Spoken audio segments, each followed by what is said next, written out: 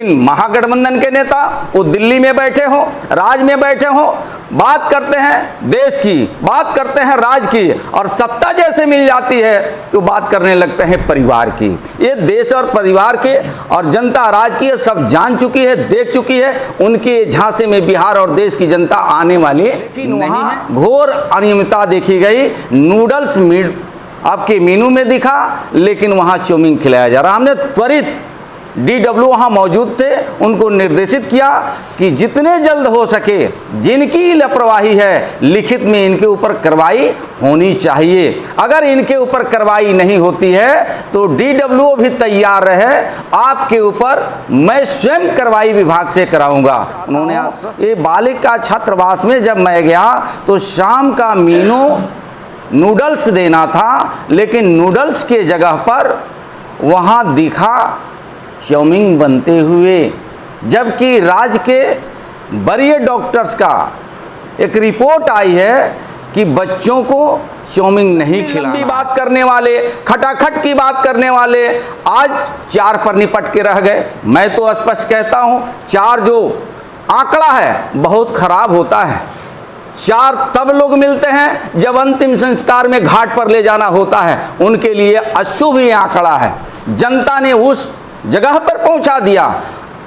अब क्या उनको चाहिए? मुझे लगता है ज़्यादा कुछ न कहते हुए बिहार की जनता को हम धन्यवाद देते हैं। देश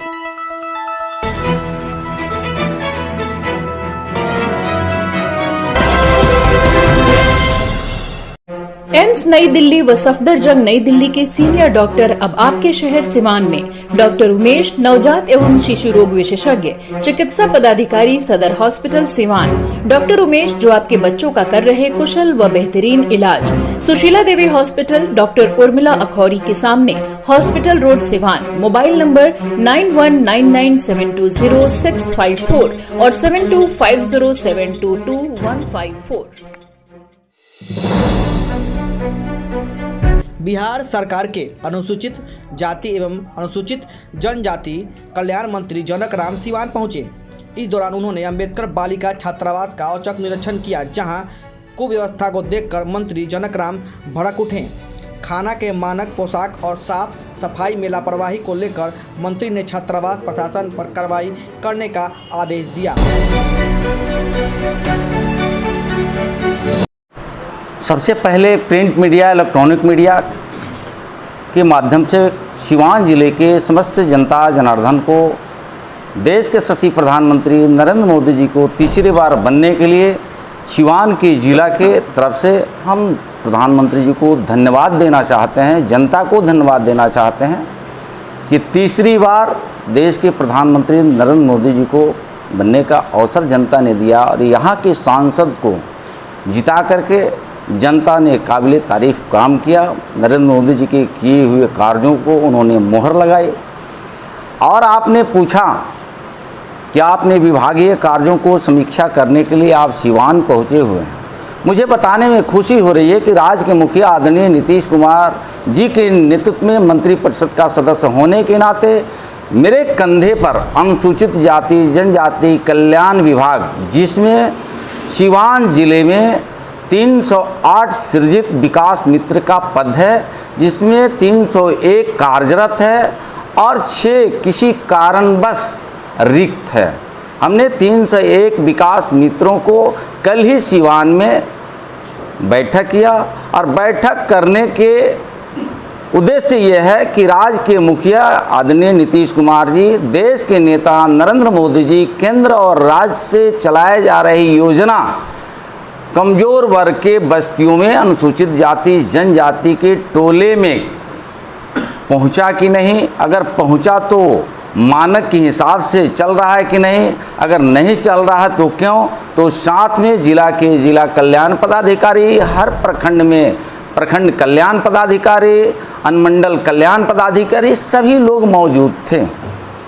कल के बैठक से जो निर्देशित किया गया है विकास मित्रों को, जो पंचायत में सर्वाधिक जो अनुसूचित जाति की संख्या है, जहां 100 घर है और 500 आबादी है, उस मानक के हिसाब से उस बस्ती में एक सामुदायिक वर्कशीट देना है।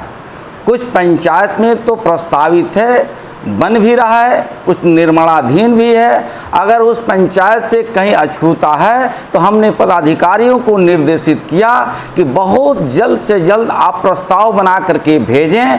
क्यों कि सरकार की चाहत है कि गरीबों की बस्ती में उनके शादी विवाह दुख सुख में एक भवन मुझे देना है। सरकार के पास पैसे भी उपलब्ध है, लेकिन अब तक विलम्ब हुआ है, तो इसको जल्दी से जल्दी पूरा किया जाए।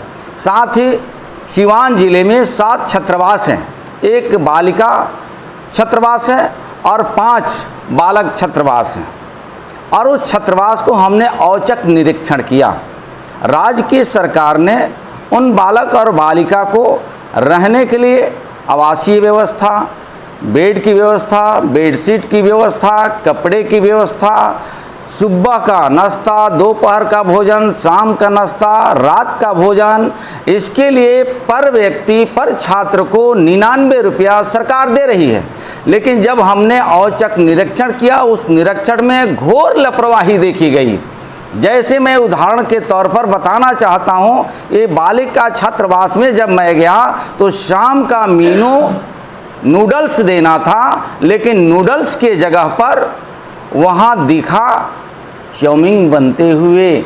जबकि राज्य के वरीय डॉक्टर्स का एक रिपोर्ट आई है कि बच्चों को चाउमीन नहीं खिलाना है, लेकिन वहाँ घोर अनियमितता देखी गई। नूडल्स आपके मेनू में दिखा, लेकिन वहाँ चाउमीन खिलाया जा रहा। हमने त्वरित DW वहाँ मौजूद थे, उनको निर्देशित किया कि जितने जल्द हो सके जिनकी लापरवाही है लिखित में इनके ऊपर कार्रवाई होनी चाहिए। अगर इनके ऊपर कार्रवाई नहीं होती है तो DW भी तैयार रहे, आपके ऊपर मैं स्वयं कार्रवाई विभाग से कराऊंगा। उन्होंने आश्वस्त किया।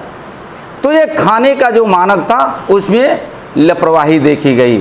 15 जुलाई तक उन अनुसूचित जाति के छात्र और छात्रा को पोशाक उपलब्ध करा देना था, लेकिन 8 अगस्त हो गया, अब तक उन बच्चियों और बच्चियों को जो मानक के हिसाब से कपड़ा उपलब्ध करा देना था, अब तक कपड़ा भी उपलब्ध नहीं हो पाया है। जब त्वरित हमने जांच किया और गहन पूछताछ किया तो ये जानकारी मिली कि हम 15 अगस्त के पहले कपड़ा उपलब्ध करा देंगे।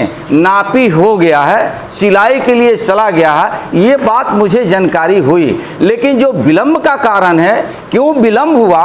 बच्चों को जब कपड़ा का पैसा सरकार ने आपको उपलब्ध करा दिया तो कपड़े आपने अब तक क्यों नहीं दिया? ये घोर अनियमितता इस पर भी देखी गई।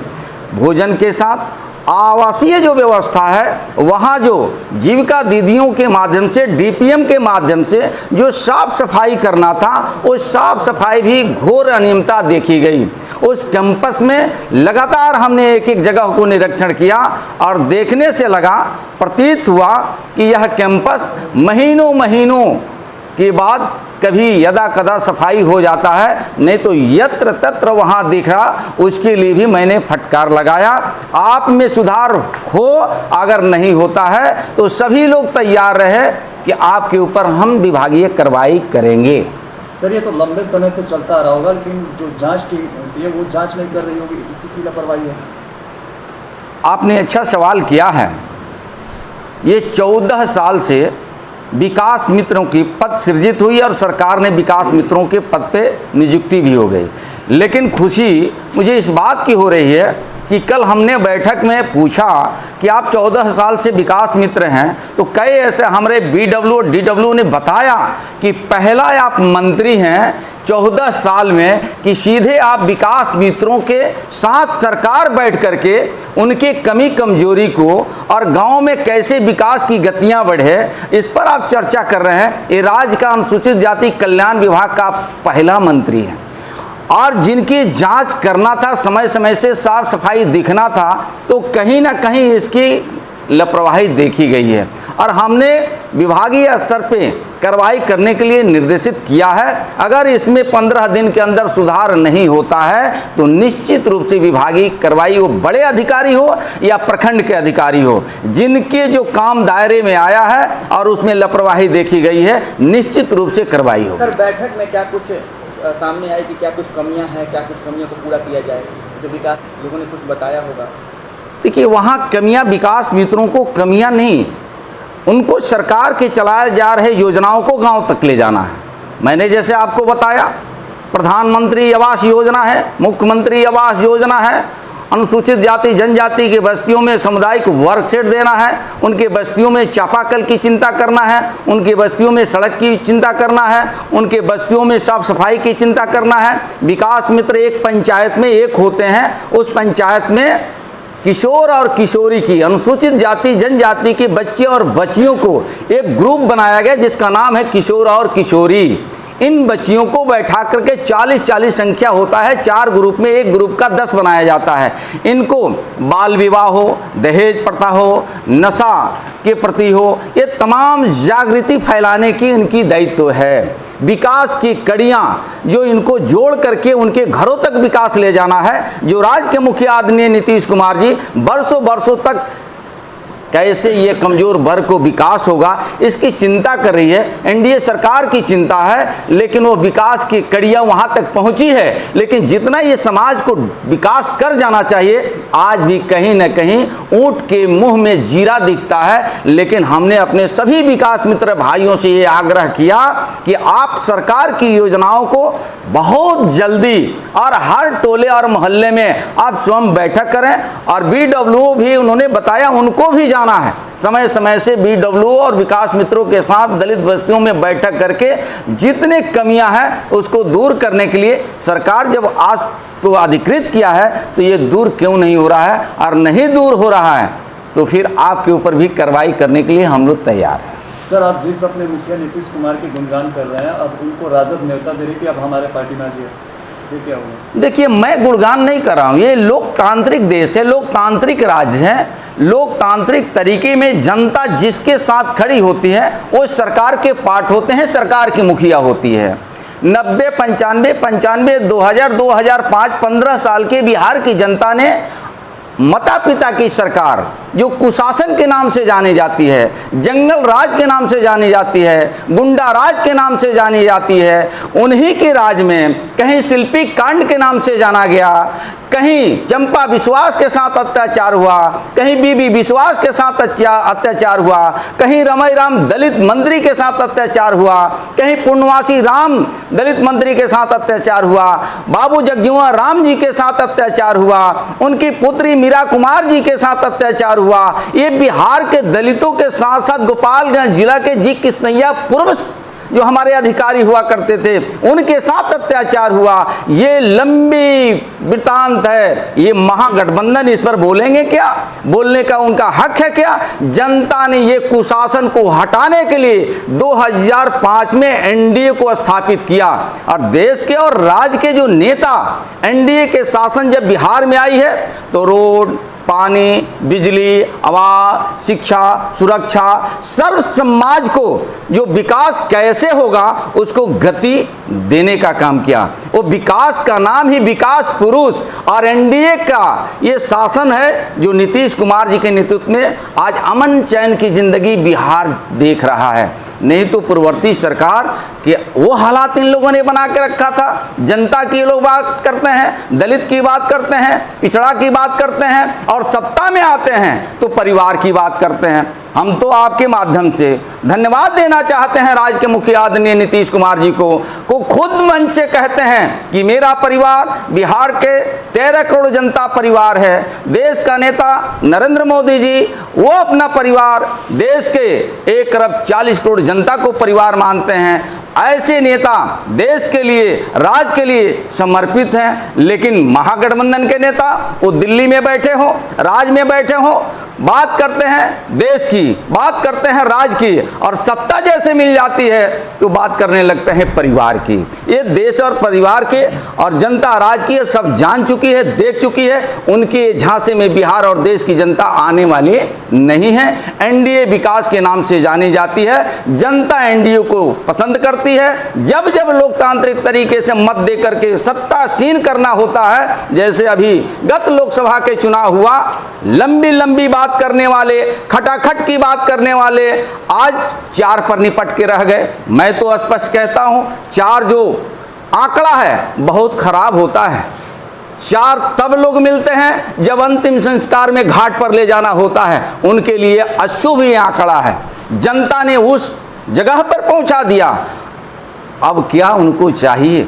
मुझे लगता है ज़्यादा कुछ न कहते हुए बिहार की जनता को हम धन्यवाद देते हैं, देश की जनता को हम धन्यवाद देते हैं कि विकास पुरुष और विकासपंथ बिहार की जनता दो नेता को चुना, नरेंद्र मोदी जी को और नीतीश कुमार जी को। सर एक चीज़ है कि आपने निरीक्षण किया, कमी पाया, विभाग के पदाधिकारी को निर्देश दे दिया कार्रवाई, लेकिन आप जब सिवान से चले जाएंगे तो एक पदाधिकारी द्वारा खाना पूर्ति की तरफ स्पष्टीकरण मांग दिया जाएगा, इसके आगे कुछ कार्रवाई नहीं होता। इसके बाद क्या होगा सर? आपके द्वारा देखा जाएगा कि क्या कार्रवाई होगी? मैंने कहा ना कि अगर इस पर कार्रवाई नहीं होती है तो बरिए जो पदाधिकारी यहाँ बैठे हैं वो कार्रवाई उनके ऊपर हो जाएगी। सर क्या लगता है लोकसभा में जिस तरह से राजद को झटका लगा, यही वजह है कि आज हैना साहब को बंद कमरे में बुला इस पर क्या कुछ करेंगे?